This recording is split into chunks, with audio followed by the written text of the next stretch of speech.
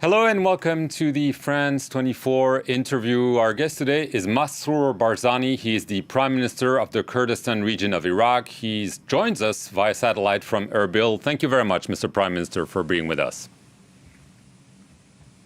Thank you. Thank you for having me. On February 15th, a rocket attack hit the U.S. airbase and other areas of Erbil, killing 2, wounding a dozen. You've just finished a preliminary investigation into the attack. Who is behind it, Mr. Prime Minister?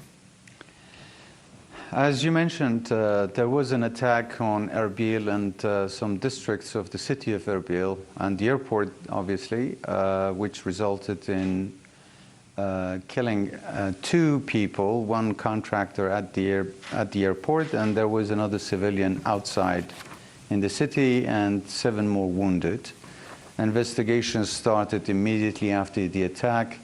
There has been some good indications of who may be behind it, but because this investigation is still ongoing, I would prefer to wait for the investigation to reveal the results when the work is done. It's an unfinished work until now, but it was definitely a terrorist attack to destabilize the region of Kurdistan region.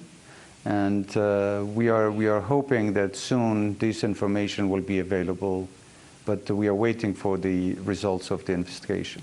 The attack was claimed by a little-known group calling itself Guardians of the Blood Brigade. Is it credible, or is it one of the established so-called popular mobilization forces, the paramilitary units, known to be backed by Iran? There were many statements. Immediately after that, some people claimed the responsibility, but we cannot count on any of those claims. We have to wait for the results of the investigation to identify the perpetrators. And like I said, there has been great achievements, good progress, but I would rather wait until the investigation team makes their announcement public. What has been done is U.S. military retaliation. That's what the U.S. government said on the attack, as well as 2 other attacks against U.S. interests in Iraq.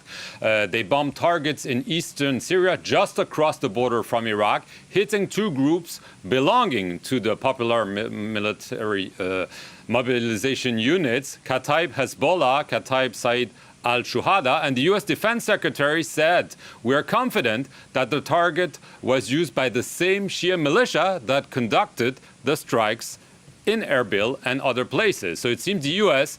has decided that those were the groups. Do you agree with that?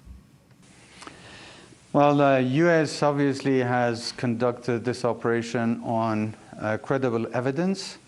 But as far as I can condemn any particular group, I would rather wait until the investigation is done and all the perpetrators are in custody, and then I think it would be a better time to reveal the information about who is behind it, and the name of the group that has conducted this terrorist attack will be revealed to the public immediately after that. So.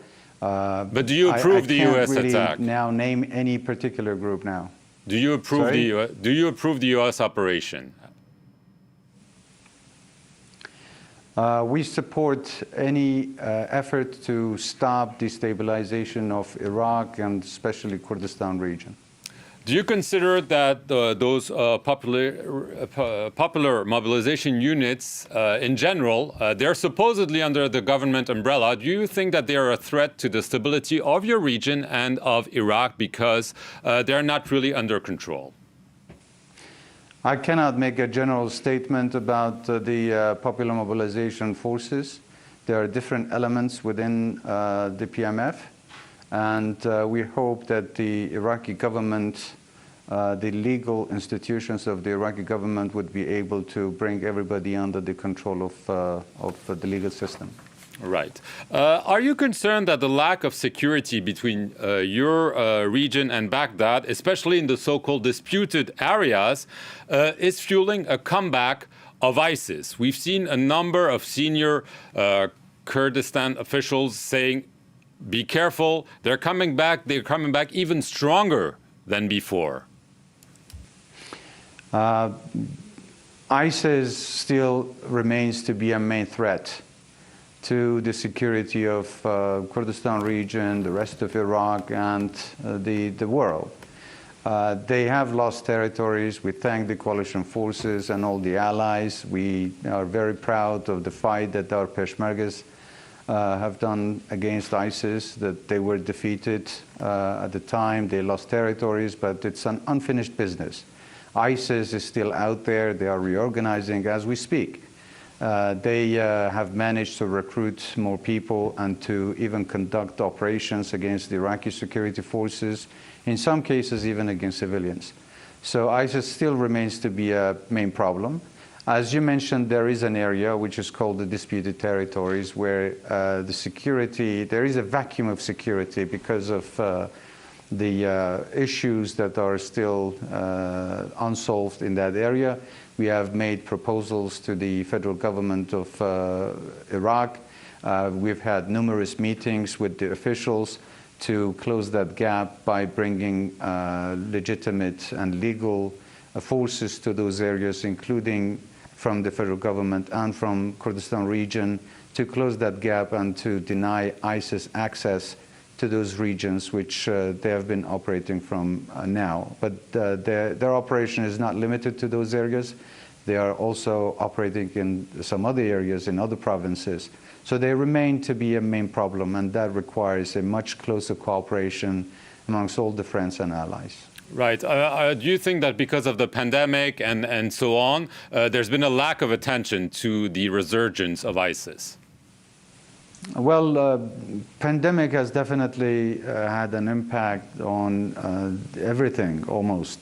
But fighting terrorism should not be deterred by any of these problems that we may face, and some of these challenges may never slow us down in trying to contain the threat of terrorism. I want to get to a recent major military operation from Turkey against the PKK in your region. Do you fear that, as President Erdogan said, that Turkey could decide that in order to fight the PKK, it could establish a kind of safe zone like it has done in Syria? Would this be acceptable to you? Well, first of all, this is not our problem. This is a problem inside Turkey that, unfortunately, over the years has been exported to our region. We believe that fighting is not going to end this ongoing problem forever. PKK, unfortunately, has taken advantage of the goodwill of the KRG authorities. But unfortunately, they have occupied mountains and even residential areas. As a result of their presence, we have not been able to reconstruct 800 of our villages. Sometimes farmers are denied access to their land, and many times they are even being deported from their villages. So we hope that this will not escalate. We hope that PKK will realize that their military presence in this area is not going to serve anyone. Definitely, this is not going to be tolerated by us, and we don't think that it's going to help in the long run. Of course, we do not support any sort of destabilization of the security of the neighboring countries. So we hope that at the end there is going to be a resolution where this problem eventually will leave our areas. But would you accept a Turkish military presence like we've seen in Syria, for instance? Would this be acceptable to you, or are you saying, no, this is our land, it's an imported problem, but this remains our land and this is our sovereignty? We definitely support the sovereignty of our country. And nobody wants to have the presence of any militaries, but there has to be no justification whatsoever for the intervention of Turkish forces, which at this time PKK is giving them that justification. Right. In a few days, the Pope will pay the first ever visit by a Pope to Iraq, and he will also come to Erbil. We've talked about the attack at the onset of this interview. Are you concerned about potential security threats during that visit? Are you planning specific measures?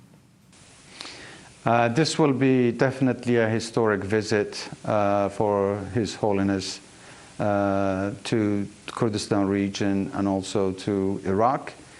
We believe that this is going to shed light on the efforts that the clergy has done over the years for tolerance and acceptance of religious groups and minorities that live in Kurdistan for many, many years. We are doing everything we possibly can to make sure that his visit is going to be safe, so we are taking all the precautionary measures to provide maximum security for His Holiness's visit to our region. Just over a year ago, I had the privilege to visit His Holiness in Vatican, and we talked about the importance of tolerance and coexistence in Kurdistan.